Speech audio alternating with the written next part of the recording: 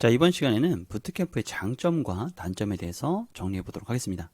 앞에서 정리한 내용과 같은 내용이 있을 수 있으니까요. 적절히 넘겨가시면서 들으시는 것을 권해드려요. 우선 장점입니다. 실용적인 기술을 습득할 수 있다는 거죠. 물론 책으로도 실용적인 기술을 습득할 수가 있어요. 그런데 앞에서 언급한 피그마 자료 또는 기획 자료 또는 백엔드가 구축된 프론트엔드 개발, 이런 것들은 책에서 경험해 볼 수 있는 것들은 아니거든요. 이런 것들을 강사진들이 준비해 온단 말이죠. 이런 걸 경험해 봄으로써 경쟁력을 갖출 수가 있습니다. 또 여러분들이 이런 것들을 배울 때 최신 트렌드인지 아닌지, 실제로 쓰이는 기술인지 아닌지를 검색해 보시고 그런 것들을 강사진들에게 요구할 수 있다는 거죠. 책은 그런 게 안 되잖아요. 예를 들어서 추가적으로 알고 싶은 것을 요구할 수가 있는 그런 컨텐츠는 아니죠.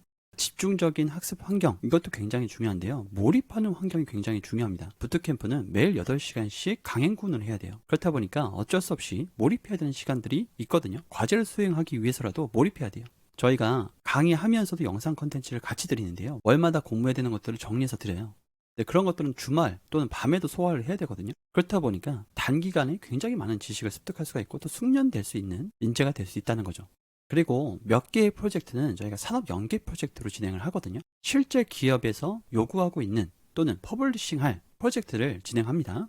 이거는 수강생들의 큰 포트폴리오가 되죠. 그런데 이러한 산업 연계 프로젝트는 너무 어려울 수도 있어요. 여러분들 수준에 비해서 굉장히 어려울 수도 있어서 저희가 이 산업 연계 프로젝트와 병행되게 이것보다 조금 낮은 레벨, 그러니까 조금 더 쉬운 프로젝트 준비해 놓거든요.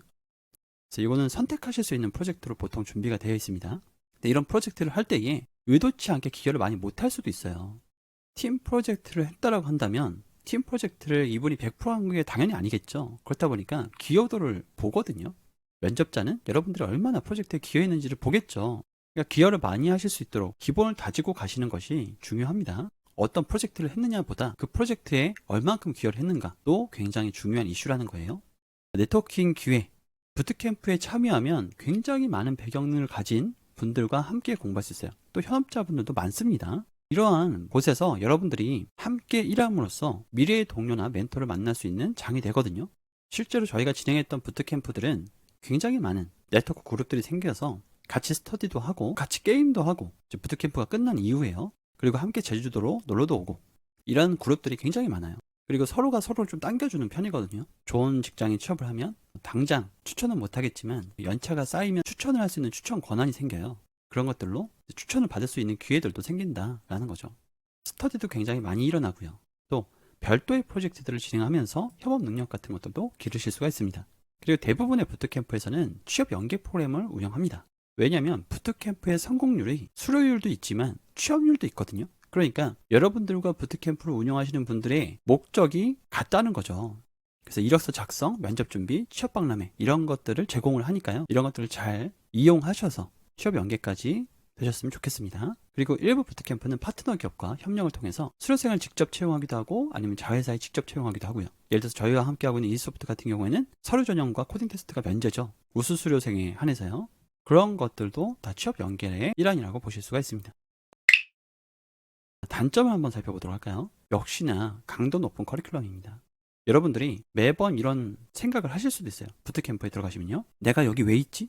이 길이 나에 맞는 길인가? 너무 어려운데? 이거 비전공자가 할 수 있는 거 맞아? 나 말고는 너무나 잘하는 것 같은데? 나만 뒤처지는 것 같은데? 어떻게 해야 되지? 이런 걱정들과 불안감 때문에 그 시간을 온전히 집중하지 못하는 일들도 발생이 돼요. 왜냐하면 부트캠프의 커리큘럼이 매우 강도가 높기 때문이에요. 짧은 시간 동안 많은 내용을 배워야 되기 때문에 체력적으로, 정신적으로 큰 부담이 될 수가 있어요. 그래서 여러분들에게 아무것도 모르는 채로 부트캠프에 합류하시는 것을 권하지 않는 거예요. 어느 정도는 공부를 하시고 들어가시는 것을 권합니다. 물론 처음에 들어오셔서 그런 상태를 이겨내시고 취업이 되시는 분들도 있으세요. 이제 그런 분들은 정신력이 엄청나신 거죠. 초보자나 IT 비전공자에게는 큰 도전이 될 수가 있기 때문에 적응을 못하는 경우에 중도 포기할 위험도 있거든요. 이게 왜 위험이냐면 내일 배움 카드로 교육을 받다가 중도에 포기하게 되면 다른 부트캠프로 바로 들어가지 못합니다. 그리고 같은 포트폴리오라는 거죠. 부트캠프에서 수강생들이 포트폴리오를 내면요 거의 다 비슷한 포트폴리오겠죠. 왜냐하면 프로젝트는 정해져 있잖아요. 과제도 정해져 있고요. 그렇다 보니까 취업시장에서 자신의 차별 요소를 찾기가 어렵게 될 수도 있어요. 따라서 부트캠프에서 배운 내용을 바탕으로 여러분들끼리의 프로젝트를 한다던가 아니면 제가 앞서 말씀드렸었던 책 출판 프로젝트라든지 아니면 오픈소스 프로젝트라든지 컨퍼런스에 연사를 한다든지 차별화 전략이 필요합니다. 이거를 강사진들도 얘기를 해주지만 여러분들도 적극적으로 포트폴리오 차별화에 임해 주셔야 돼요. 커리큘럼도 강도가 높은데 차별화까지 하려고 하면 굉장히 큰 부담이 되거든요. 그렇기 때문에 앞서 말씀드린 것처럼 공부를 조금 하고 오시는 것을 권해드립니다. 그러면 여유가 조금 생기거든요. 그 여유에 수강생들끼리 차별화 전략을 세워서 스터디도 하면서 포트폴리오도 만들고 할 수가 있다는 거죠. 그리고 이건 단점이 아닌 진실에 가까운 얘기인데요. 취업까지는 굉장히 험난합니다. 개발자가 쉬운 직군이 아니에요. 그리고 몇 주 만에 정복할 수 있을 만큼 내용이 작지도 않습니다. 그러니까 부트캠프는 여러분들이 취업하는데 필수적인 요소들을 그 지식들을 전달해주는, 또 여러분들이 프로젝트를 하면서 그런 지식들을 습득할 수 있게끔 숙련되게 하게끔 해주는 거지, 여러분들이 이 부트캠프를 가지고 어떤 언어나 프레임워크를 정복할 수 있지는 않거든요. 부트캠프도 심지어 어려워요. 또한 부트캠프가 취업을 보장해주지 않죠. 퍼센트 취업 보장 이런 거 없잖아요. 그래서 저는 개발자가 적어도 어떤 직군이다 라는 것들을 미리 조금 경험해보고 오셨으면 좋겠어요. 그러니까 간단하게 언어 몇 개라도 조금 해보시면서 언어가 어렵구나, 내가 가야 될 길이 굉장히 멀구나 라는 것을 조금 인지하고 오셨으면 좋겠습니다. 개발자가 되는 것은 부트캠프 수료 후에도 지속적인 노력과 준비가 필요해요.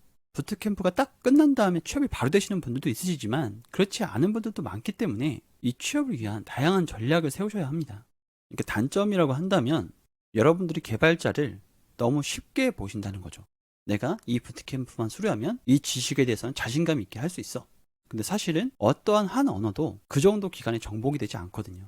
파이썬을 창시한 사람한테 파이썬을 얼마나 하냐고 물어봤는데 8점이라고 대답했어요. 한 가지의 언어를 제대로 하고 잘 다룰 수 있는 영역까지 가기에는 굉장히 험난한 길이 있다라는 것을 꼭 인지하고 오셨으면 좋겠습니다. 그렇지만 또 기술이기 때문에 여러분들이 기술을 쌓기만 하시면 남들에게 시선을 돌리지 않고 여러분들 길을 계속해서 정진해서 나가면 기술이기 때문에 쌓입니다. 쌓이면 드러나게 돼 있고요.